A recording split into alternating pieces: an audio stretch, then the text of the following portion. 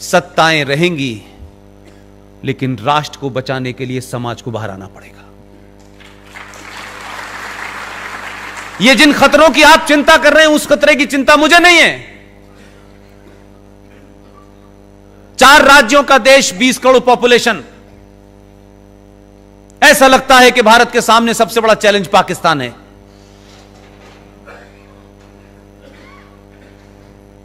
अभी कुछ दिन पहले मैंने कहा, एक देश है, उसमें 4 राज्य है, टोटल पॉपुलेशन 20 करोड़ है। वहां फौज भी है, वहां पुलिस भी है, वहां F-16 भी है, संविधान भी है, शरिया भी है, और सब कुछ उनकी चलती है। इतनी फौज, इतने हवाई जहाज, इस सब के बावजूद भी वो मुल्क नहीं चल पा रहा है। मैंने कहा, मूर्खों, अकेला योगी 20 करोड़ को चला रहा है। ना उस पे कोई हवाई जहाज है, ना F-16 है। टोटल पॉपुलेशन उत्तर प्रदेश की 19, साढ़े 19, 20 करोड़ है। अकेला चला रहा है, पूछ ही नहीं रहा किसी से। 20 ऐसी कोई समस्या खड़ी नहीं हो रही वहां। अब वहां पे गुहार लगाई जा रही है, 6-6 इंच लंबी, 1-1 मीटर लंबी डालियां कह रही हैं गलती हो गई, अल्लाह खुदा के वास्ते माफ कर दो, आखिरी बार हुई है गलती। उसने कहा ना,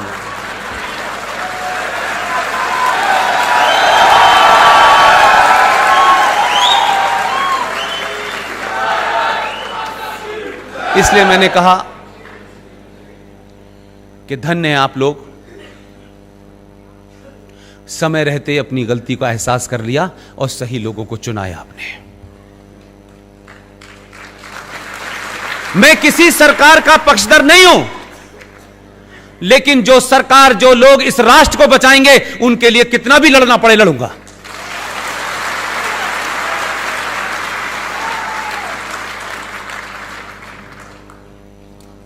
स्थिति वापस ले जाना चाहता हूं। वो 70 साल से जम्मू कश्मीर की इस्लामिक हुकूमत से, जहां मुसलमानों की मेजॉरिटी थी, 90% कानून उस विधानसभा में एंटी हिंदू हुए। सरकारें आई, सरकारों को ब्लैकमेल किया गया, वहां का आतंकवाद, वहां का सेपरेटिज्म, और वहां की सरकारें एक साथ कोऑर्डिनेशन में काम करती थी। दिल्ली की सरकार को झुकाना है तो आतंकवाद को बढ़ा देना है, दिल्ली की सरकार को दुनिया में बदनाम करना है तो हुर्रियत को आगे बढ़ा देना है। तीनों का ऐसा एपरेटस मिला हुआ था कि आप हुर्रियत को पुचकारते थे। और यह भी शायद आपको खबर नहीं होगी कि हुर्रियत कॉन्फ्रेंस का नाम तो सुना है आप लोगों ने, देखा होगा उसमें कितने बहादुर बहादुर लोग हैं। भारत सरकार 100 करोड़ रुपया पर ईयर उन पे खर्च करती थी। जो भारत के संविधान को आग लगाते हैं, जो भारत की सुप्रीम कोर्ट को नहीं मानते, जो भारत की पार्लियामेंट को नहीं मानते, जो उस जम्मू कश्मीर का विलय पाकिस्तान में करने के लिए मुहिम चलाते हैं, इस देश की बौनी सरकारों की मजबूरियां देखिए कि उन जैसे लोगों को एक आदमी का उठना बैठना, जाना, खाना पीना, बीमारी, उनके इलाज के ऊपर 100 करोड़ रुपया पर साल का बजट था। कोई पूछना ही नहीं चाहता। एक राज्य जिसका जीडीपी में 0% कंट्रीब्यूशन है, मेरे और आपके टैक्स से पलने वाले लोग इस देश में देशद्रोही पैदा कर रहे थे। हमारी पुलिस, हमारा भाई फौज का सबसे ज्यादा अगर भारत में अपने ही इंटरनल आतंकवादियों से मारा गया है, उस राज्य का नाम है जम्मू कश्मीर। हर मां ने अपने बच्चे को भेजा कि वो वहां जाएगा, बॉर्डर पे लड़ेगा, पूरा तंदुरुस्त भेजा। लेकिन जम्मू कश्मीर के अंदर जिस इस्लामिक आतंकवाद को सरकारों ने पनपाया, सत्ता पे बैठने का रास्ता देखा, वो बच्चे जो साबुत घर से गए थे वो वापस लौट के आए तो हिस्सों में नहीं थे। हरियाणा का कोई गांव ऐसा नहीं है जिस गांव का बच्चा जम्मू कश्मीर में इंटरनल जिहादी आतंकवादियों से न मारा गया हो, इस्लामिक आतंकवाद का शिकार न हुआ हो, वही राज्य कहता है कश्मीर को जमहूरियत चाहिए, इंसानियत चाहिए और कश्मीरियत चाहिए। यानी इस देश में बाकी 30 सूबों को इंसानियत नहीं चाहिए, सिर्फ इन्हें ही चाहिए। ये अल्लाह के फरिश्ते हैं। वहां 100 करोड़ से घटते घटते बजट ही समाप्त हो गया है। ये अंदरूनी तकलीफें हैं। लोग सड़क पे पत्थर इसलिए नहीं मान रहे कि हज करते वक्त पता चला कि शैतान को पत्थर मारा जाता है। हज की एक परंपरा है कि हज जब आप जाएंगे तो जब तक वो अराफात की पहाड़ी पे एक बड़ा सा पत्थर है उस पे उठा के कंकड़ नहीं मारेंगे, उसे शैतान माना जाता है। इसलिए पत्थर मारने की परंपरा यह है कि जिस पे ऊपर पत्थर मार रहे हैं ये इस्लामिक लोग, इसका मतलब है वो शैतान है। ये नई परंपरा नहीं है, ये वहां से आई है।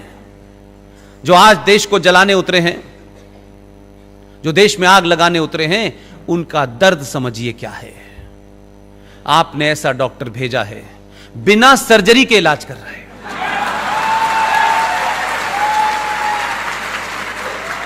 लोग एक बहुत बड़े कवि हैं, उनकी 2 लाइनें मुझे इस स्थिति पे ज्यादा अच्छी लगती हैं। वो कहते हैं कि न जाने कैसा ये आलम हुआ कि लोग हंसते हंसते रोने लगे, रोते रोते हंसने लगे। ये स्थिति वही है। धारा 370 और 35 नहीं हटी है। धारा 370 और 35 को बारीकियों में अगर आप जानते, जितना मैं 20 साल से पढ़ते पढ़ते थक गया, ये धारा नहीं हटी है। ये भारत के अंदर, आजाद भारत में बौने नेताओं के दबाव में पिछले 70 साल में एक पैरेलल सत्ता थी, जो इनविजिबल सत्ता थी, जो आदर्श सत्ता थी, उसको समाप्त कर दिया है। संकट यह है कि लोग कह रहे हैं 335, 370, 370, लोगों को पता नहीं है दर्द कहां हुआ है। यह जो एक मैं बार बार कह रहा हूं कि जैसे ही आप इस देश में संविधान की बात करेंगे, कुछ लोग कहेंगे नहीं, हमारा मजहब पहले है, हम आईन को नहीं मानते, हम शरिया को मानते हैं। जब उसने संवैधानिक तौर पे काम कर दिया तो बोले नहीं नहीं, हम संसद को नहीं मानते, हम भीड़ को मानते हैं।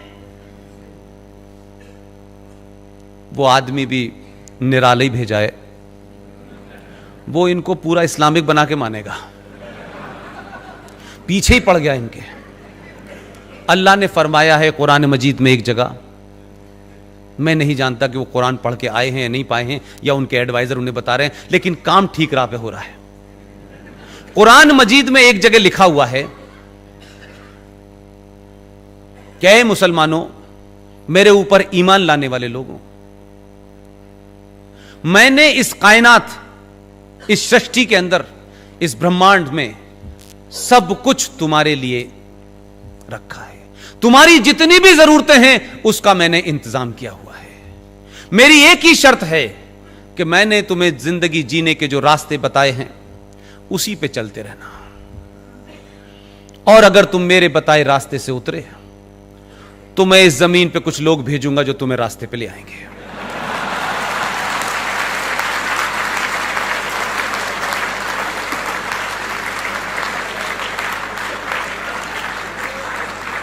इसलिए मैंने कहा पढ़ना बहुत जरूरी है। अभी तो एक ही ने पढ़ा है कई करोड़ों में से। अगर आप सबने पढ़ लिया तो ये फिर पत्थर अपने ऊपर मारेंगे। ध्यान रखिएगा, आपको लड़ने के लिए कुछ नया नहीं करना है, कुछ नया नहीं करना है। जो सरकार में बैठे हैं, जो सरकार को करना चाहिए था, वो सरकार पहली बार कर रही है। लेकिन मेरी शिकायत, मेरी तकलीफ, इस बात से मत खुश होइएगा, सरकार में हम हैं, बिल पास हो गया है, कानून बन गया है, कानून बहुत सारे बनते हैं इस देश में, लागू नहीं होते।